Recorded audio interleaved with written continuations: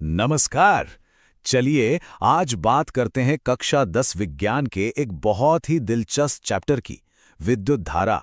ये वो ताकत है जो सच में हमारी पूरी दुनिया को चलाती है। और हाँ, ये सिर्फ एग्जाम के लिए ही जरूरी नहीं है, बल्कि ये समझने के लिए भी कि हमारे चारों तरफ की टेक्नोलॉजी आखिर काम कैसे करती है। अच्छा, शुरुआत एक बहुत ही आसान से सवाल से करते हैं। जैसे ही हम स्विच ऑन करते हैं, बल्ब फौरन जल जाता है ना? तो आखिर ये होता कैसे है? कौन सी ऐसे अनदेखी शक्ति है जो ये कमाल करती है? चलिए आज इसी रहस्य से पर्दा उठाते हैं। तो ये रहा आज का हमारा रोड मैप।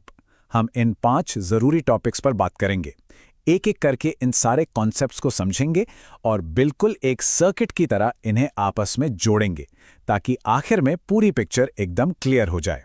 ठीक है, तो सबसे पहले बात करते हैं बिजली के बिल्कुल बेसिक कॉन्सेप्ट की, यानी कि ये विद्युत धारा आखिर है क्या चीज। तो देखिए, ये है इसकी किताबी परिभाषा। इसमें 2 बातें सबसे जरूरी हैं, आवेश का प्रवाह और दर। मतलब कि किसी तार में से चार्ज या आवेश कितनी तेजी से बह रहा है, बस वही है इलेक्ट्रिक करंट। और इसी परिभाषा से निकला है ये फॉर्मूला, I यानी करंट बराबर है Q यानी चार्ज बटा T यानी समय। कितना सिंपल है। इसका सीधा सा मतलब है कि 1 सेकंड में कितना चार्ज एक जगह से गुजरा। और एक बात हमेशा याद रखनी है, जब भी कोई न्यूमेरिकल सॉल्व करें तो SI यूनिट का इस्तेमाल करें। करंट को हम नापते हैं एम्पियर में और इसे लिखते हैं कैपिटल A से। ठीक है, ये तो समझ आ गया कि चार्ज बह रहा है, पर सवाल ये है कि वो बह क्यों रहा है? उसे धक्का कौन दे रहा है? आखिर कोई तो वजह होगी जो उसे एक जगह से दूसरी जगह जाने पर मजबूर करती है। इसी वजह का नाम है विभवांतर। इसे एक तरह का इलेक्ट्रिक प्रेशर समझिए। जैसे पानी को बहने के लिए ऊंचाई का अंतर चाहिए, ठीक वैसे ही चार्ज को बहने के लिए पोटेंशियल डिफरेंस या विभवांतर चाहिए। इसका फॉर्मूला है V बराबर W बटा Q। मतलब विभवांतर V वो काम W है जो किसी चार्ज Q को एक पॉइंट से दूसरे पॉइंट तक ले जाने में किया जाता है। और इसी फॉर्मूले से हमें इसकी यूनिट भी मिलती है, वोल्ट। तो अगर 1 कूलॉम चार्ज को ले जाने में 1 जूल का काम हो तो हम कहते हैं कि विभवांतर 1 वोल्ट है। तो अब हम करंट के प्रवाह को भी जान गए और विभवांतर के धक्के को भी। अब वक्त है उस नियम को समझने का जो इन दोनों के बीच के रिश्ते को बताता है।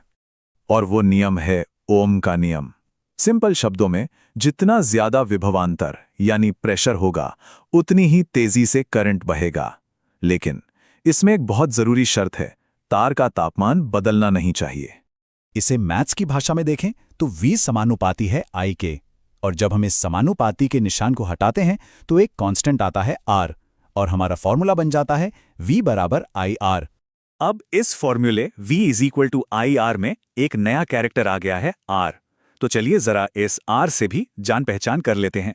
ये सिर्फ एक अक्षर नहीं है, बल्कि एक बहुत ही फंडामेंटल प्रॉपर्टी है।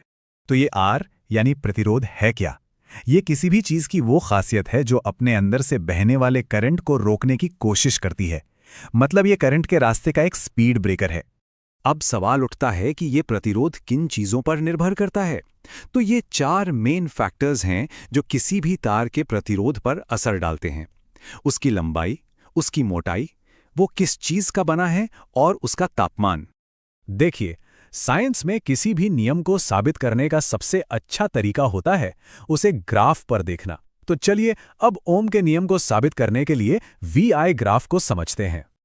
ये ग्राफ बनाना बहुत आसान है, बस 3 स्टेप्स हैं। पहले V और I के लिए 2 एक्सिस बनाइए। फिर एक्सपेरिमेंट से मिली V और I की वैल्यूज को पॉइंट के रूप में मार्क कीजिए, और आखिर में उन सारे पॉइंट्स को जोड़ दीजिए। और नतीजा क्या निकलता है? एक बिल्कुल सीधी लाइन जो 0 से शुरू होती है। ये सीधी लाइन ही इस बात का पक्का सबूत है कि V और I एक दूसरे के सीधे समानुपाती हैं। और बस यही तो ओम का नियम है। तो देखा, हमने एक सिंपल सर्किट की पूरी कहानी समझ ली है। करंट का प्रवाह, विभवांतर का धक्का, ओम का नियम और प्रतिरोध की रुकावट। तो आज का हमारा सफर यहीं तक था।